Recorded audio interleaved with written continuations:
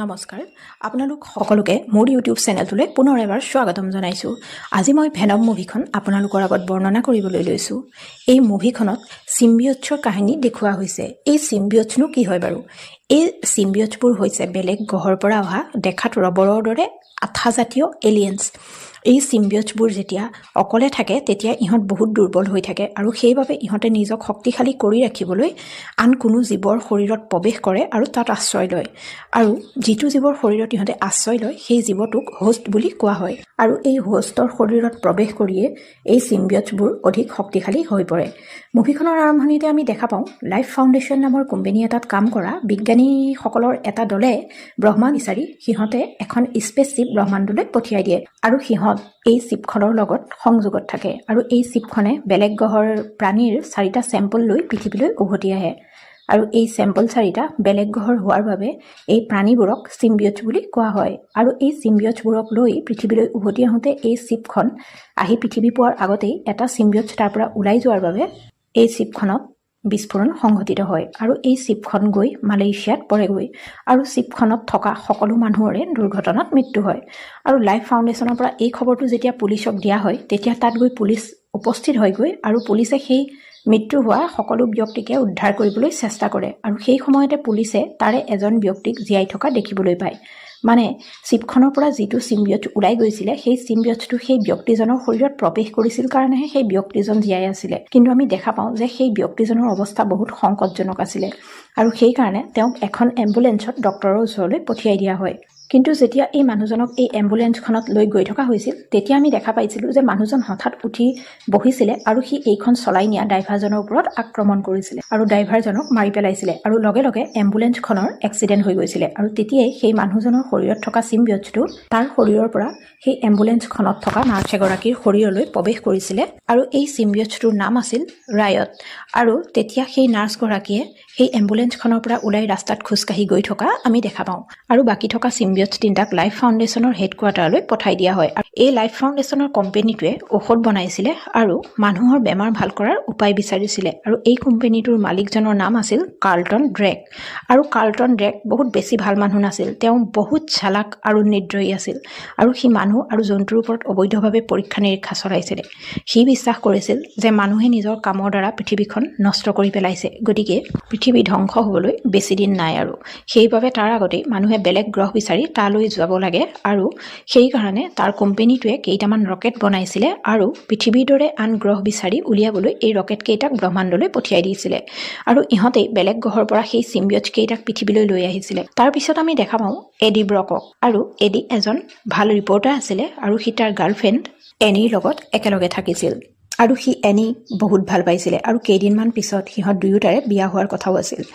Any এগৰাকী উকিল আছিলে, লাইফ ফাউণ্ডেশ্যনৰ কেছ চোৱা চিতা কৰিছিলে। আনহাতে এডি এজন বহুত ভাল ৰিপৰ্টাৰ আছিল আৰু সি ভদ্ৰতাৰ মুখা পিন্ধা বেয়া কাম কৰা মানুহবোৰৰ মুখা খুলিছিলে আৰু সি সদায় তাৰ ৰিপৰ্টবোৰত প্ৰকৃত সত্যটো দেখুৱাবলৈ চেষ্টা কৰিছিল। সি যিটো চেনেলত কাম কৰি আছিল তাৰ মালিকে এদিন এডিক মাতি আনিছিলে আৰু কাৰ্লটনৰ এটা ইণ্টাৰভিউ ল'বলৈ দিছিলে। প্ৰথমতে এডি এই ইণ্টাৰভিউ ল'বলৈ মান্তি হোৱা নাছিল যদিও পিছলৈ সি মান্তি হৈছিলে কাৰণ সি জানিছিলে যে কাৰ্লটন অলপো ভাল মানুহ নাছিলে, গতিকে কাৰ্লটনৰ বিষয়ে সি ভালটো দেখুৱাব বিচৰা নাছিলে। যিহেতু সি যিটো চেনেলত কাম কৰি আছে তাৰ মালিকে তাক এই আদেশ দিছিলে, গতিকে সি এই কামটো কৰিবলৈ বাধ্য হৈছিলে। সেইদিনাই সি ঘৰত গৈ এনিৰ লগত এই বিষয়ে কথা পাতি গম পাই তাই লাইফ ফাউণ্ডেশ্যনৰ কেছবোৰ চোৱা চিতা কৰি আছে আৰু ৰাতিলৈ সি এনিয়ে গম নোপোৱাকৈ তাই লেপটপটো চেক কৰিছিলে আৰু তেতিয়া সি দেখা পাইছিল যে এই লাইফ ফাউণ্ডেশ্যনৰ মানুহৰ ওপৰত কৰা পৰীক্ষা নিৰীক্ষাৰ বাবে বহুতো মানুহৰ তাতে মৃত্যু হৈছে। পিছদিনা যেতিয়া এডিয়ে কাৰ্লটনৰ ইণ্টাৰভিউ ল'বলৈ যায় তেতিয়া সি প্ৰথমতে কাৰ্লটনক সাধাৰণভাৱেই তাৰ কোম্পানীটোৰ কথা সুধি আছিলে আৰু কাৰ্লটনেও বহুত ভালকৈ তাৰ উত্তৰবোৰ দি গৈছিলে। কিন্তু এটা এনেকুৱা সময় আহিছিলে যেতিয়া এডিয়ে তাৰ মানুহৰ ওপৰত কৰা অবৈধ পৰীক্ষা নিৰীক্ষাৰ বিষয়ে তাক প্ৰশ্ন সুধিছিলে আৰু এই ক্ষেত্ৰত যি মানুহৰ মৃত্যু হৈছে সেই বিষয়েও তাক সোধা পোছা কৰিছিলে আৰু তেতিয়া কাৰ্লটনে এই বিষয়টো এৰাই চলিবলৈ চেষ্টা কৰিছিলে আৰু তাৰ কোম্পানীৰ গাৰ্ডবোৰক মাতি এডিক আৰু তাৰ টীমটোক তাৰ পৰা উলিয়াই দিব কৈছিলে আৰু তেতিয়া গাৰ্ড আহি এডি আৰু তাৰ টীমটোক সেই কোম্পানীটোৰ পৰা উলিয়াই দিছিলে। তাৰপিছতেই আমি দেখা পাওঁ যে এডিক জবৰ পৰা উলিয়াই দিয়া হৈছিল কাৰণ সি কাৰ্লটনৰ মুখা খুলিবলৈ চেষ্টা কৰিছিল আৰু এই সকলোবোৰ কাৰ্লটনৰ আদেশত হৈছিলে আৰু আনপিনে এনিও এই ইনফৰমেশ্যনবিলাক এডিক দিয়া বুলি তাইকো তাইৰ জবটোৰ পৰা উলিয়াই দিয়া হৈছিলে আৰু ইয়াৰ বাবে খঙতে এনিয়ে এডিক জগৰীয়া কৰিছিলে আৰু তাৰ লগত বেকআপ কৰি তাৰ ওচৰৰ পৰা আঁতৰি গুচি গৈছিলে। তাৰ পিছত আমি দেখা পাওঁ যে এডিয়ে নিজৰ বাবে সকলোতে এটা জব বিচাৰিছিল যদিও কোনেও তাক জব দিয়া নাছিলে। তাৰ পিছৰ দৃশ্যত আমি দেখা পাওঁ যে সেই চিম্বিয়ট থকা নাৰ্ছগৰাকী আহি ৰাস্তাত বেলেগ এজনী বুঢ়ী মানুহক লগ পায় আৰু তাইক স্পৰ্শ কৰি তাইৰ শৰীৰত সেই চিম্বিয়টটো প্ৰৱেশ কৰে আৰু লগে লগে সেই নাৰ্ছগৰাকী মৰি যোৱা আমি দেখিবলৈ পাওঁ আৰু সেই বুঢ়ী মানুহজনীও তাৰ পিছতেই লাহে লাহে খোজকাঢ়ি আগবাঢ়ি গৈ থকা আমি দেখা পাওঁ আৰু গৈ সেই বুঢ়ী মানুহজনীয়ে এজনী সৰু ছোৱালী দেখা পায় আৰু তেতিয়া সেই বুঢ়ী মানুহজনীৰ শৰীৰত থকা চিম্বিয়টটো সেই ছোৱালীজনীৰ শৰীৰলৈ প্ৰৱেশ কৰে আৰু তাৰ পিছত সেই বুঢ়ী মানুহজনীও মৰি যায় আৰু এই সৰু ছোৱালীজনী লাহে লাহে আগুৱাই গৈ থকা আমি দেখিবলৈ পাওঁ। আনফালে লাইফ ফাউণ্ডেশ্যনৰ বিজ্ঞানীসকলে কাৰ্লটনৰ কথা মতে সেই চিম্বিয়ট কেইটাৰ ওপৰত পৰীক্ষা নিৰীক্ষা কৰিবলৈ লৈছিলে আৰু তেতিয়া সিহঁতে এই কথাটো গম পাইছিলে যে এই চিম্বিয়টবোৰ জীয়াই থাকিবলৈ হ'লে ইহঁতক হোষ্টৰ প্ৰয়োজন হয় আৰু সেইবাবে কাৰ্লটনে দুখীয়া আৰু অঘৰী মানুহবোৰক ধৰি আনি সিহঁতৰ ওপৰত পৰীক্ষা নিৰীক্ষা চলাইছিলে আৰু তেতিয়া সিহঁতে এইটো কথাও গম পাইছিল যে চিম্বিয়ট আৰু হোষ্ট দুয়োটাই মিলিব লাগিব। যদিহে দুয়োটাৰে মিল নহয় মানে দুয়োটা ভালকৈ মিলি নাযায় তেনেহ'লে এই চিম্বিয়টবোৰে হোষ্টৰ শৰীৰত প্ৰৱেশ কৰি সিহঁতৰ শৰীৰৰ ভিতৰৰ অংগবোৰ খাই পেলাইছিলে আৰু সেই হোষ্টজনক মাৰি পেলাই তাৰ শৰীৰৰ পৰা ওলাই আহি পুনৰ নতুন শৰীৰ বিচাৰি ফুৰিছিলে আৰু সেইকাৰণে কাৰ্লটনে কৰোৱা পৰীক্ষাবোৰত যেতিয়া মানুহ এজনক আনি এই চিম্বিয়টছৰ সন্মুখত এৰি দিয়া হৈছিলে তেতিয়া সেই চিম্বিয়টটোৱে সেই হোষ্টজনৰ শৰীৰত প্ৰথম প্ৰৱেশ কৰিছিলে আৰু যেতিয়া সেই হোষ্টজনৰ শৰীৰত সি মিলিব পৰা নাছিলে তেতিয়া সেই চিম্বিয়টটোৱে সেই হোষ্টজনক ভিতৰৰ পৰা খাই পেলাই মাৰি পেলাইছিলে আৰু এইদৰে সিহঁতৰ পৰীক্ষাত বহুতো মানুহৰ মৃত্যু হৈছিলে আৰু কাৰ্লটনৰ এই পৰীক্ষা নিৰীক্ষাবোৰ চলাই থকা অৱস্থাত কাৰ্লটনৰ এই কৰ্মবোৰ দেখি তাৰে এজন বিজ্ঞানী ডক্টৰ ডোৰাৰ বহুত বেয়া লাগিছিলে আৰু তাই এই সকলোবোৰ কাৰ্লটনক বন্ধ কৰি দিবলৈ কৈছিল যদিও কাৰ্লটনে তাইৰ কথাত মান্তি হোৱা নাছিলে আৰু সেইবাবে ডোৰাই এই সকলোবোৰত বাধা দিবৰ কাৰণেই তাই গৈ এদিন এডিক লগ ধৰিছিলে আৰু তাৰ সহায় বিচাৰিছিলে আৰু সিহে যে কাৰ্লটনৰ মুখা খুলিব পাৰিব এই কথাও তাক কৈ বৰ্তমান লাইফ ফাউণ্ডেশ্যনত কি চলি আছে সেই কথা এডিক জনাইছিলে আৰু তাইৰ লগত যাতে সি কণ্টেক্ট কৰে তাৰ কাৰণে তাইক কাৰ্ড এখনো তাক দিছিলে কিন্তু এডিয়ে ডোৰাক কৈছিলে যে সি তাইক কোনো ধৰণৰ সহায় কৰিব নোৱাৰিব, সি এইবোৰৰ কেতিয়াও নোসোমায় সেই বুলি কৈ সি তাৰ পৰা আঁতৰি গুচি গৈছিল। এডি তাৰ পৰা গৈ এনিৰ ঘৰৰ সন্মুখত ৰৈছিলগৈ আৰু তেতিয়া তাৰ ওচৰলৈ এনি আৰু তাইৰ লগত তাইৰ নতুন বয়ফ্ৰেণ্ডটো আহি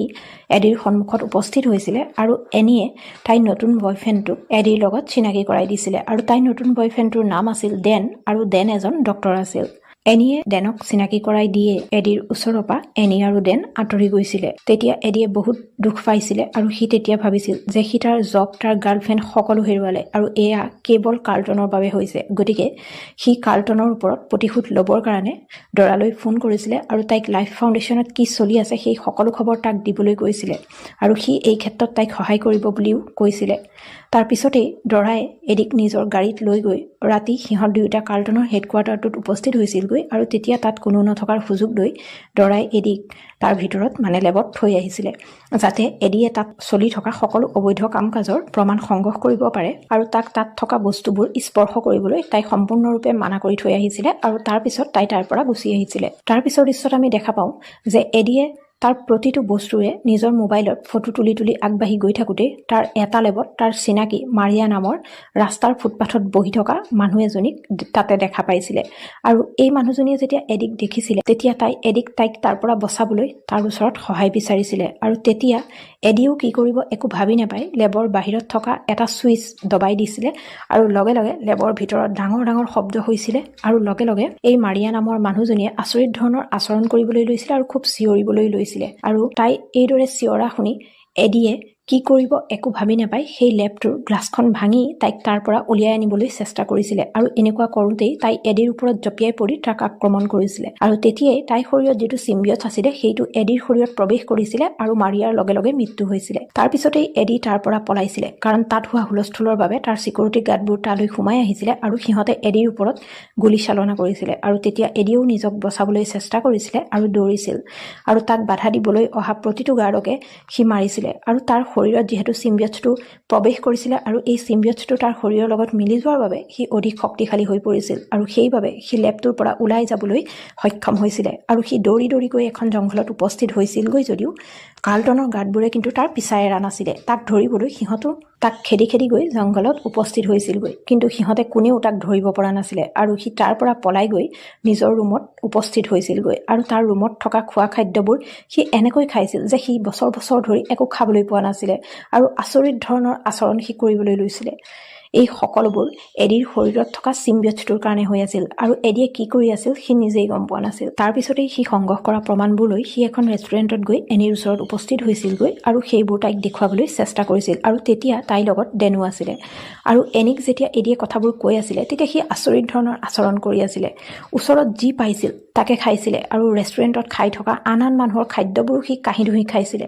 আৰু শেষত সি তাতে থকা এটা একুৰিয়ামৰ পানীত গৈ সোমাই বহি আছিল আৰু তাৰ এই আচৰণবোৰ দেখি পেলাই এনি আৰু ডেনে বহুত ভয় খাইছিলে। এনি আচৰিতো হৈছিলে আৰু এই সকলোবোৰৰ বাবে তাই তাত সকলোৰে ওচৰত ক্ষমা খুজি এডিৰ কিবা বেমাৰ হৈছে বুলি ভাবি ডেন আৰু এনিয়ে তাক চিকিৎসা কৰাবলৈ ডেনৰ হস্পিটাললৈ লৈ আহিছিলে আৰু ডেন নিজে এজন ডক্টৰ হোৱাৰ বাবে সি নিজেই এডিৰ চেকআপ কৰিছিলে আৰু কিছুমান টেষ্ট কৰাইছিলে আৰু যেতিয়া সি এডিৰ MRI কৰাইছিলে তেতিয়া সেই MRI মেচিনত যি অতিমাত্ৰা শব্দ হৈছিলে সেই শব্দত এডিয়ে আচৰিত ধৰণে চিঞৰিছিলে কাৰণ তাৰ শৰীৰত থকা সেই চিম্বিয়টছটোৱে অতিমাত্ৰা শব্দবোৰ সহ্য কৰিব পৰা নাছিলে আৰু তাৰ এনেকুৱা আচৰণ দেখি ডেনেও ভয় খাই গৈছিলে আৰু তাক সেই মেচিনটোৰ পৰা উলিয়াই আনি ঘৰলৈ পঠিয়াই দিছিলে আৰু টেষ্টৰ ৰিজাল্ট কি আহে তাক জনাব বুলি কৈছিলে। তাৰপিছত আমি দেখা পাওঁ যে কাৰ্লটনে যেতিয়া তাৰ লেবত কোনোবা সোমোৱা কথাটো গম পাইছিলে আৰু এটা চিম্বিয়টছ তাৰ পৰা নোহোৱা হোৱাৰ কথাটো গম পাইছিলে তেতিয়া সি তাৰ নিজৰ মানুহক এয়া কেনেকৈ হ'বলৈ পালে, কোনে কৰিলে, এই সকলোবোৰ খবৰ তাক জনাবলৈ কৈছিলে আৰু যেতিয়া কাৰ্লটনৰ মানুহে গম পাইছিলে যে এই সকলোবোৰত ড'ৰা জড়িত হৈ আছে তেতিয়া তাইক ধৰি আনি কাৰ্লটনৰ সন্মুখত উপস্থিত কৰোৱা হৈছিলে আৰু তেতিয়া তাই তাৰ ওচৰত ক্ষমা খুজিছিল যদিও সি খুব শান্তভাৱে তাইক কৈছিল যে সি তাইক একো নকৰে, কিন্তু তাই ইয়ালৈ লৈ অহা মানুহজনৰ নামটো যাতে তাক কৈ দিয়ে কাৰণ সেই চিম্বিয়টছটোৱে সেই মানুহজনৰ ক্ষতি কৰাৰ আগতেই সিহঁতে সেই মানুহজনক বচাব পাৰিব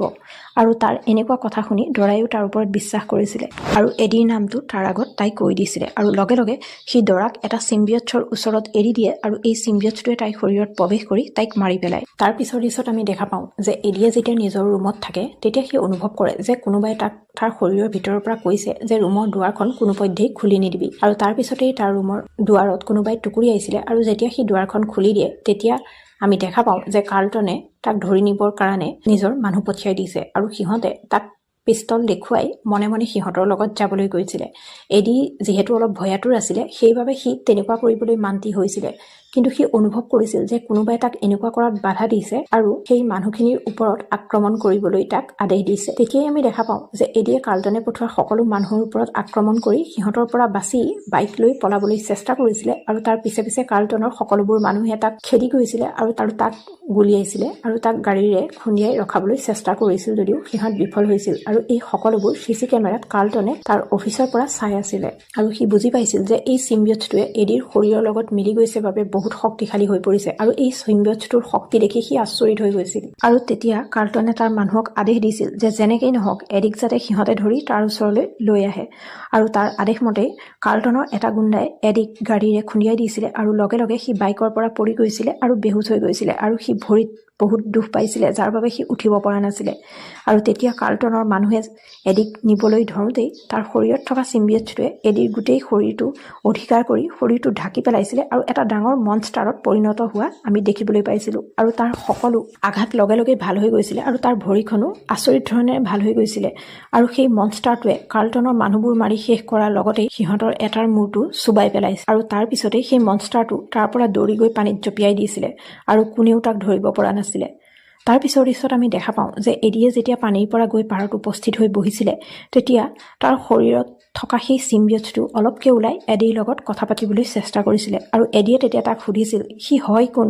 আৰু তেতিয়া সি নিজকে মানে তাৰ নামটো ভেনম বুলি কৈছিলে আৰু সি এডিক এইটো কথাও কৈছিল যে সি তাৰ গোটেই প্ৰজাতিটোক এই পৃথিৱীলৈ আনিব বিচাৰিছে আৰু ইয়াৰ বাবে তাক কাৰ্লটনৰ ৰকেটটোৰ প্ৰয়োজন হ'ব আৰু এই ৰকেটটোৰ ওচৰলৈ যাবলৈ সি এডিৰ সহায় বিচাৰিছিল আৰু ইয়াৰ বিনিময়ত সি এডিৰ শৰীৰটোক মাৰি নেপেলাই তাক জীয়াই ৰাখিব বুলি কৈছিলে আৰু বহুত শক্তিশালী কৰি দিব বুলি কৈছিলে আৰু লগতে এইটোও কৈছিলে যে সিহঁত দুয়োটাই এটাই আনটোক সহায় কৰিলে দুয়োটাৰে লাভ হ'ব আৰু তাৰ কথাবোৰ শুনি এডিয়েও তাক সহায় কৰিবলৈ মান্তি হৈছিল। তাৰ পিছতেই এডিয়ে কাৰ্লটনৰ সঁচাটো যাতে মানুহৰ আগত আনিব পাৰে তাৰ কাৰণে সি আগতে যিটো নিউজ চেনেলত কাম কৰিছিলে সেই নিউজ চেনেলটোৰ অফিচত গৈ উপস্থিত হৈছিল আৰু তেতিয়া সি ভেনমৰ ৰূপটো লৈ অফিচৰ ওপৰলৈ গৈ তাতে কাৰ্লটনে কৰা কামৰ প্ৰমাণ থৈ গুচি আহিছিল। আৰু সি যেতিয়া উভতি আহিছিলে তেতিয়া তাৰ ভয়ানক সেই মনষ্টাৰ ৰূপটো দেখি পুলিচে তাক বেৰি লৈছিলে আৰু গুলিয়াবলৈ ধৰিছিলে। কিন্তু যিহেতু সি ভেনমৰ ৰূপত আছিলে গতিকে কোনো গুলিয়ে তাৰ একো ক্ষতি কৰিব পৰা নাছিলে আৰু সি সেই সকলোবোৰ পুলিচকে মাৰি পেলাবলৈ চেষ্টা কৰিছিলে। আৰু সি পুলিচবোৰক মাৰি থাকোঁতে সেই ঠাইত আহি এনি উপস্থিত হৈছিলে আৰু তাই তাক দেখি ভয় খাই পলাবলৈ ধৰিছিল যদিও সি যে এডিয়ে হয় এই কথাটো সি চিঞৰি চিঞৰি এনিক কৈছিলে আৰু সি লগে লগে তাৰ নিজৰ ৰূপত আহি তাইক ৰখাবলৈ চেষ্টা কৰিছিলে আৰু তাক সহায় কৰিবলৈ কৈছিলে। আৰু যেতিয়া এনিয়ে এডিক দেখিছিলে তেতিয়া তাই ৰৈ গৈছিলে আৰু তাক তাইৰ গাড়ীত উঠিবলৈ কৈ তাইৰ লগত লৈ ডেনৰ ওচৰলৈ আহিছিল। এইখিনিতে এটা কথা আমি দেখা পাইছিলো যে এনিয়ে এডিৰ লগত কিন্তু ব্ৰেকআপ কৰিলেও তাৰ বিপদৰ সময়ত সদায় তাৰ লগত আছিল তাই। যেতিয়া এনিয়ে এডিক গাড়ীত লৈ আহি আছিল তেতিয়া এডিয়ে কৈছিল যে সি কাৰোবাৰ বশত আছে গতিকে তাৰ পৰা এনিৰ ক্ষতিও হ'ব পাৰে। কিন্তু তেতিয়া এনিয়ে তাক কয় যে ডেনে তাৰ MRI এটা কৰাব বিচাৰিছে গতিকে সি যাতে MRI এটা কৰাই লয়। আৰু লগে লগে এডিয়ে তাইক কয় যে সি MRI নকৰায় কাৰণ তাত হোৱা অতিমাত্ৰা শব্দটো তাৰ শৰীৰৰ ভিতৰত থকা চিম্বিয়টছটোৰ কাৰণে অতি ক্ষতিকাৰক। আৰু তাৰ এই কথাটো এনিয়ে অলপকৈ বুজি পাইছিলে আৰু তাৰ শৰীৰত যে কিবা এটা সোমাই আছে এইটোও তাই বুজি পাইছিলে। আৰু এই চিম্বিয়টছটোৱে যে এডিৰ লগত কথা পাতি থাকে সেইটোও তাই বুজি পাইছিলে। আৰু যেতিয়া সিহঁত দুয়োটা গাড়ীত এইদৰে কথা পাতি গৈ আছিলে তেতিয়া সেই চিম্বিয়টছটোৰো এনিক কিবা এটা ভাল লাগি গৈছিলে আৰু সি এডিক তাইৰ ওচৰত সি কৰা ভুলৰ বাবে ক্ষমা খুজিবলৈ কৈছিলে। কাৰণ এই চিম্বিয়টছটোৱে এডিৰ মগজুটো পঢ়িব পাৰিছিলে আৰু তাৰ আৰু এনিৰ মাজত অতীতত যি সম্পৰ্ক আছিলে সেই কথাটো চিম্বিয়টছটোৱে গম পাইছিলে। আৰু তেতিয়া এই চিম্বিয়টছটোৰ কথা মতে এডিয়ে নিজৰ ভুল উপলব্ধি কৰিছিলে আৰু সি এনিৰ ওচৰত কৰা সকলো ভুলৰ বাবে এনিৰ ওচৰত ক্ষমা খুজিছিলে আৰু তাইক যে সি বহুত ভাল পায় এই কথাও তাই আগত প্ৰকাশ কৰিছিলে। তাৰপিছতেই সিহঁত গৈ ডেনৰ হস্পিটেলত উপস্থিত হোৱা আমি দেখিবলৈ পাওঁ। আনপিনে আকৌ আমি দেখা পাওঁ যে কাৰ্লটন যেতিয়া আহি নিজৰ লেবটোত উপস্থিত হৈছিলে তেতিয়া সি দেখিছিলে যে সেইদিনা তাৰ লেবত কোনোৱে নাছিলে আৰু তাত সি এজনী সৰু ছোৱালীকহে দেখা পাইছিলে। আৰু এই সৰু ছোৱালীজনী আগতে আমি যে দেখিছিলোঁ যে এটা চিম্বিয়টছ সৰু ছোৱালীজনীৰ শৰীৰত প্ৰৱেশ কৰিছে সেই ছোৱালীজনী এইজনী আছিল। আৰু তাইক দেখি কাৰ্লটনে সেই সৰু ছোৱালীজনীয়ে ৰাস্তা পাহৰি তালৈ আহিছে বুলি ভাবিছিলে আৰু সি তাইৰ ওচৰলৈ আগবাঢ়ি গৈ তাই কোন হয় সুধিবলৈ লওঁতেই তাই কাৰ্লটনক স্পৰ্শ কৰি সেই সৰু ছোৱালীজনীৰ গাৰ পৰা চিম্বিয়টছটো কাৰ্লটনৰ শৰীৰত প্ৰৱেশ কৰিছিলে। তাৰ পিছৰ দৃশ্যত আমি দেখা পাওঁ যে যেতিয়া এনিহঁত গৈ ডেনৰ ওচৰত উপস্থিত হৈছিলগৈ তেতিয়া ডেনে এডিক জনাইছিল যে তাৰ হাৰ্টটো ঠিক হৈ থকা নাই আৰু তেতিয়া এডিৰ ভিতৰত থকা ভেনমে তাক কৈছিলে যে তাৰ হাৰ্টটো সি ঠিক কৰি দিব পাৰিব গতিকে তাক চিকিৎসাৰ কোনো প্ৰয়োজন নাই। কিন্তু ডেনে কৈছিল যে সি আজিলৈকে টেষ্টত এনেকুৱা দেখা নাই এডিৰ শৰীৰত কিবা এটা পোক আছে যিটোৱে তাক ভিতৰৰ পৰা খাই আছে আৰু এইদৰে এডিক সি এদিন মাৰি পেলাব আৰু তাক ICUটো ভৰ্তি হ'বলৈ কৈছিলে ডেনে। কিন্তু এডিৰ ভিতৰত থকা সেই চিম্বিয়টছটো মানে ভেনমে ডেনৰ এই কথা মানিবলৈ অমান্তি হৈছিলে আৰু তাক এটা পোক বুলি কোৱাৰ কাৰণে ভেনমৰ বহুত খং উঠিছিলে আৰু সেইকাৰণে সি এডিৰ হতুৱাই ডেনক মাৰিবলৈ চেষ্টা কৰিছিলে খঙতে। এই পৰিস্থিতিটো দেখি এনিয়ে কি কৰিব একো ভাবি পোৱা নাছিলে আৰু তাই তাত থকা MRI মেচিনৰ শব্দটো অতিমাত্ৰা কৰি দিছিলে আৰু এই অতিমাত্ৰা শব্দটো যেতিয়া ভেনমে শুনিছিলে তেতিয়া সি সহ্য কৰিব পৰা নাছিলে আৰু এই অতিমাত্ৰা শব্দত দুৰ্বল হৈ সি এডিৰ শৰীৰটো এৰি এডিৰ শৰীৰৰ পৰা পৃথক হৈ গৈছিলে আৰু এডি এফালৈ গৈ উফৰি পৰিছিলে আৰু ভেনমো গৈ এফালৈ উফৰি পৰা আমি দেখিবলৈ পাওঁ। আৰু লগে লগে এনিয়ে ভেনমক এটা লেবত বন্ধ কৰি দিছিলে আৰু এডিৰ শৰীৰৰ পৰা পৃথক হৈ ভেনম বহুত দুৰ্বল হৈ পৰিছিলে আৰু নতুন শৰীৰ বিচাৰি ইফালে সিফালৈ সি চটফটাবলৈ ধৰিছিলে। আৰু তেতিয়া এডিয়ে খঙতে সেই লেবৰ বাহিৰৰ পৰা ভেনমক বকিছিলে আৰু ভেনমক কৈছিল যে তই মোক মাৰি পেলাবলৈ ধৰিছিলি ন, আমাৰ মাজততো কথা হৈছিল যে আমি দুয়োটা একেলগে থাকিম এটাই আনটোক সহায় কৰিম, কিন্তু তই মোক মাৰিবলৈ ধৰিছিলি, তই তোৰ কথা নাৰাখিলি, গতিকে এতিয়া তইও এই লেবৰ ভিতৰত চটফটাই থাক আৰু তই নিজেও মৰ। এই বুলি কৈ এডিয়ে তাৰ পৰা খঙত গুচি গৈছিল। কিন্তু যেতিয়া এডি তাৰ পৰা ওলাই আহিছিলে তেতিয়া কাৰ্লটনৰ মানুহে আহি তাক বেহুচ কৰি সিহঁতৰ লগত লৈ যাবলৈ লৈছিল। আনফালে আকৌ এনিয়ে বন্ধ কৰি থোৱা ভেনমেও যেনে তেনে সেই লেবটোৰ পৰা ওলাবলৈ চেষ্টা কৰি থাকোঁতেই সি ওলাবলৈ তাৰ পৰা সক্ষম হৈছিলে আৰু সি ওলাই গৈ এটা কুকুৰৰ শৰীৰত প্ৰৱেশ কৰিছিলে আৰু তাৰ পিছতে সেই কুকুৰটোৱে দৌৰি দৌৰি এডিক বিচাৰিবলৈ ধৰিছিলে আৰু এডিক যে কাৰ্লটনৰ গুণ্ডাই লৈ গৈছে সেই দৃশ্যটো সেই কুকুৰটোৱে মানে ভেনমে দেখা পাইছিলে। গতিকে এডিক যাতে সি ৰক্ষা কৰিব পাৰে তাৰ কাৰণে ভেনমে সেই কুকুৰটোৰ শৰীৰৰ পৰা এনিৰ শৰীৰত গৈ প্ৰৱেশ কৰিছিলে। তাৰ পিছৰ দৃশ্যত আমি দেখা পাওঁ যে কাৰ্লটনে এডিক বন্দী কৰি ৰাখিছিলে আৰু তাৰ চিম্বিয়টটো মানে ভেনম ক'ত আছে তাক ক'বলৈ কৈছিলে, কিন্তু এডিয়ে কৈছিল যে সি একো নাজানে আৰু জানিলেও সি তাক একো নকয় এই বিষয়ে। আৰু লগতে সি এইটো কৈছিল যে এই চিম্বিয়টবোৰে মানুহক ভিতৰৰ পৰা খাই শেষ কৰি পেলাই আৰু সকলো কাম সিহঁতৰ নিজৰ ইচ্ছামতে কৰোৱায়। গতিকে কাৰ্লটন যাতে এই চিম্বিয়টবোৰৰ পৰা আঁতৰি থাকে এইটো উপদেশো এডিয়ে তাক দিছিলে, কিন্তু সি এডিৰ কোনো কথাই শুনা নাছিলে আৰু সি এডিক কৈছিল যে সি শেষবাৰৰ বাবে তাক সুধিছে সেই চিম্বিয়টটো ক'ত আছে। তেতিয়া এডিও কৈছিল যে সি নাজানে আৰু লগে লগে কাৰ্লটনে নিজৰ ৰূপ সলাই পেলাই এটা ডাঙৰ মনষ্টাৰত পৰিণত হোৱা আমি দেখিবলৈ পাওঁ আৰু ভেনম ক'ত আছে পুনৰ তাক সুধিবলৈ লৈছিলে। আৰু ইমান এটা ডাঙৰ মনষ্টাৰ দেখি এডিয়ে কৈছিল যে সি তাৰ জীৱনত ইমান ভয়ানক প্ৰাণী কেতিয়াও দেখা নাই, এই বুলি কৈ সি চিঞৰ মাৰি দিছিলে। আৰু এইটো শুনি কাৰ্লটন পুনৰ নিজৰ ৰূপত আহিছিলে আৰু এতিয়া তাৰ ওচৰত এডিৰ কোনো কাম নাই বুলি কৈ সি তাৰ নিজৰ গুণ্ডাক এডিক নি মাৰি পেলাবলৈ আদেশ দিছিলে। আৰু তাৰ আদেশ মতেই সিহঁতে এডিক এখন জংঘললৈ নি মাৰিবলৈ চেষ্টা কৰোঁতেই এনি আহি তাত উপস্থিত হয় আৰু তাই সেই সকলো গুণ্ডাকে মাৰি শেষ কৰি এডিক তাৰ পৰা ৰক্ষা কৰে। আৰু তেতিয়া ভেনমে এনিৰ শৰীৰৰ পৰা পুনৰ এডিৰ শৰীৰত প্ৰৱেশ কৰে আৰু তাক ভেনমে তেতিয়া জনায় যে কাৰ্লটনে তাৰ চিম্বিয়টটো পাই গৈছে আৰু এই চিম্বিয়টটো আন কোনো নহয় ৰায়ট হয়। আৰু তেতিয়া এডিয়ে তাক সোধে যে এই ৰায়ট কোন হয়, আৰু তেতিয়া ভেনমে কয় যে এই ৰায়ট হৈছে সিহঁতৰ মানে ভেনমহঁতৰ চিফ কমাণ্ডাৰ আৰু সি বহুত শক্তিশালী হয় আৰু অস্ত্ৰ শস্ত্ৰ চলোৱাৰ ক্ষেত্ৰত তাৰ লগত কোনেও যুঁজিব নোৱাৰে আৰু এই ৰায়টক বাধা দিবলৈ সিহঁত যাব লাগিব। আৰু এইখিনি শুনি এনিও সিহঁতৰ লগত যাম বুলি কয়, কিন্তু এনিৰ কিবা বিপদ হ'ব বুলি ভেনম মানে এডিয়ে তাইক যাবলৈ নিদি তাইক তাতে এৰি সিহঁত তাৰ পৰা গুচি আহে। আৰু আনপিনে আমি দেখা পাওঁ যে কাৰ্লটনৰ শৰীৰত থকা চিম্বিয়টটোৰ ওচৰত কাৰ্লটনে ক্ষমা খোজে যে সি তাৰ লগৰ চিম্বিয়ট কেইটাক বচাব নোৱাৰিলে। আৰু তেতিয়া সেই চিম্বিয়টটোৱে কয় মানে ৰায়টে কয় যে তাৰ দৰে আৰু লাখ লাখ চিম্বিয়ট সিহঁতৰ গ্ৰহত আছে, গতিকে সি যলৈ যাব তাৰ পিছে পিছে তাৰ লগত সেই চিম্বিয়টবোৰো আহিব, গতিকে তাৰ আগতেই সিহঁতক মানে তাৰ লগৰ চিম্বিয়টবোৰক এই পৃথিৱীলৈ আনিব লাগিব আৰু এই কামটো কাৰ্লটনে কৰিব লাগিব বুলি কয় আৰু কাৰ্লটনো এই কামটো কৰিবলৈ মান্তি হয়। আনপিনে আকৌ ভেনমে এডিক কয় যে সিহঁতে যেনে তেনে ৰায়টক তাৰ উদ্দেশ্যত সফল হোৱাৰ পৰা ৰখিব লাগিব, কাৰণ ৰায়টৰ উদ্দেশ্যটো হৈছে সিহঁতৰ গ্ৰহৰ পৰা সিহঁতৰ নিচিনা কোটি কোটি চিম্বিয়টবোৰক এই পৃথিৱীলৈ লৈ অহাৰ, যাতে এই পৃথিৱীত থকা সকলো মানুহকে সিহঁতে খাই শেষ কৰিব পাৰে আৰু পৃথিৱীখনত সিহঁতৰ ৰাজত্ব চলে। আৰু যেতিয়া তাৰ এই উদ্দেশ্যটো মানে ৰায়টৰ এই উদ্দেশ্যটোৰ কথা ভেনমৰ মুখেদি এডিয়ে গম পাইছিলে, তেতিয়া এডিয়ে ভেনমক কৈছিলে যে ভেনমৰ উদ্দেশ্য সেই একেটাই হয়, কিন্তু তেতিয়া ভেনমে কৈছিলে যে তাৰ উদ্দেশ্য এইটো আগতেহে আছিল, এতিয়া বৰ্তমান সি সলনি হৈছে। মানে ভেনমে কৈছিল যে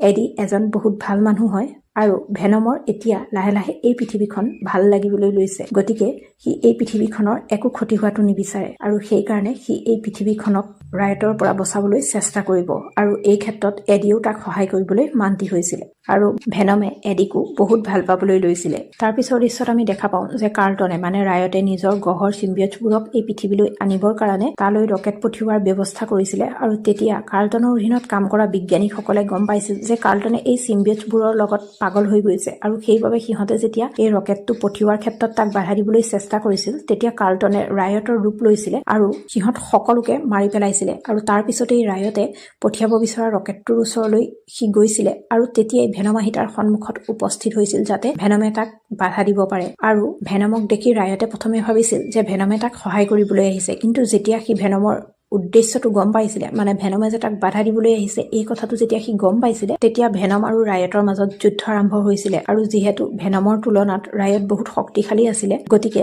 এই যুদ্ধত ভেনম হাৰিছিলে আৰু তেতিয়াই ৰায়টে এডি আৰু ভেনমক গিলি পেলাইছিলে আৰু পুনৰ ৰকেটটোৰ ওচৰলৈ যাবলৈ লওঁতেই এনি আহি তাত অতিমাত্ৰা শব্দৰ সৃষ্টি কৰি দিছিলে আৰু এই শব্দ সহ্য কৰিব নোৱাৰি ৰায়টে তাৰ শৰীৰৰ পৰা ভেনমক আৰু এডিক উলিয়াই দিছিলে। আৰু তেতিয়া ভেনমেও এই শব্দবোৰ সহ্য কৰিব নোৱাৰি এডিৰ শৰীৰৰ পৰা ওলাই আহিছিলে আৰু এডি আৰু ভেনম পৃথক হৈ গৈছিলে। আৰু ঠিক সেইদৰে এই অতিমাত্ৰা শব্দৰ বাবে কাৰ্লটনৰ শৰীৰৰ পৰাও ৰায়ট পৃথক হৈ গৈছিলে আৰু আমি দেখা পাইছিলো যে কাৰ্লটন আৰু ৰায়টো পৃথক হৈ পৰিছিলে। আৰু যেতিয়াই এই চিম্বিয়টবোৰ সিহঁতৰ শৰীৰৰ পৰা ওলাই আহিছিলে, লগে লগে এই দুয়োটা চিম্বিয়টে দুৰ্বল হৈ পৰিছিলে আৰু আনহাতে এডি আৰু কাৰ্লটনো দুৰ্বল হৈ পৰিছিলে আৰু তাৰ পিছত এডি আৰু কাৰ্লটনৰ মাজত এখন যুদ্ধ হৈছিলে আৰু এই যুদ্ধত কাৰ্লটনৰ লগত এডি জিকিছিল যদিও অতিমাত্ৰা শব্দটো নোহোৱা হোৱাত কাৰ্লটনৰ শৰীৰত আহি পেলাই ৰায়তে পুনৰ প্ৰৱেশ কৰিছিলে আৰু লগে লগে ৰায়তে এডিৰ ওপৰত আক্ৰমণ কৰি এডিক মাৰি বেহুচ কৰি পেলাইছিলে আৰু তেতিয়ালৈকে এডিৰ শৰীৰত যিহেতু ভেনমে আহি প্ৰৱেশ কৰা নাছিলে গতিকে এডিও বেহুচ হৈ গৈছিলে আৰু তাৰ পিছতেই ৰায়ত তাৰ পৰা ৰকেটটোৰ ওচৰলৈ গৈছিলগৈ ৰকেটটোত উঠি যাবলৈ লৈছিল ঠিক সেই সময়তে শৰীৰত প্ৰৱেশ কৰিছিলে আৰু লগে লগে এডি পুনৰ ভাল হৈ উঠিছিলে আৰু সি গৈ ৰায়ত যোৱা সেই ৰকেটটোৰ ওপৰত আক্ৰমণ কৰি সেই ৰকেটটো বিস্ফোৰণ কৰাই দিছিলে আৰু এই বিস্ফোৰণত কাৰ্লটন আৰু ৰায়ত দুয়োটাৰ মৃত্যু হৈছিলে আৰু ভেনমেও এডিক এই বিস্ফোৰণৰ পৰা যাতে ৰক্ষা কৰিব পাৰে তাৰ কাৰণে সি তাৰ শৰীৰৰ পৰা পৃথক হৈ পৰিছিলে আৰু তেতিয়া এডি গৈ পানীত পৰিছিলে আৰু সি ভাবিছিল যে ভেনমৰ মৃত্যু হৈছে কিন্তু তাৰ পিছৰ দৃশ্যত যেতিয়া এডিয়ে এনিৰ লগত বহি কথা পাতি আছিল তেতিয়া এনিয়ে তাক কৈছিল যে ভেনমৰ মৃত্যুত তাইও বহুত দুঃখিত কিন্তু সেই সময়তে ভেনমে এডিৰ শৰীৰৰ ভিতৰৰ পৰা এডিৰ লগত আমি কথা পাতি থকা দেখিবলৈ পাইছিলোঁ আৰু তেতিয়া আমি এই কথা গম পাইছিলোঁ যে ভেনমৰ মৃত্যু হোৱা নাছিলে বৰ্তমানো ভেনম এডিৰ শৰীৰতে আছে আৰু এই কথাটো এডিয়ে এনিক জনোৱা নাছিলে আৰু যেতিয়া এডিৰ ওচৰৰ পৰা গুচি আহিছিলে তেতিয়া আমি দেখা পাইছিলোঁ ভেনম আৰু এডি দুয়োটা এতিয়া ভাল বন্ধু হৈ পৰিছিলে আৰু এডিয়ে যি কৈছিলে সেয়া ভেনমেও মানি লৈছিলে আৰু এডিয়ে ভেনমৰ কথা মানিছিলে আৰু এডিয়ে ভেনমক কৈছিল যে ভেনমে যাতে কেৱল বেয়া মানুহবিলাককহে অনিষ্ট কৰে মানে ভেনমে বেয়া মানুহবিলাককহে মাৰিব পাৰিব খাব পাৰিব আৰু পিটিব পাৰিব ভাল মানুহৰ যাতে কেতিয়াও অনিষ্ট নকৰে আৰু এডিৰ এই কথাত ভেনমো মান্তি হৈছিল কাৰণ আমি দেখা পাইছিলোঁ ভেনম এতিয়া লাহে লাহে ভাল হ'বলৈ ধৰিছিলে আৰু এডিৰ লগত তাৰ এটা খুব ভাল বন্ধুত্ব গঢ় লৈ উঠিছিলে আৰু এডিয়েও হেৰুৱা জবটো পুনৰ পাই গৈছিলে আৰু লাইফ ফাউণ্ডেশ্যনৰ প্ৰকৃত সত্যটো সকলো মানুহৰ সন্মুখলৈ আহি গৈছিলে আৰু ইয়াতে মুভিখন সমাপ্ত হৈছিল।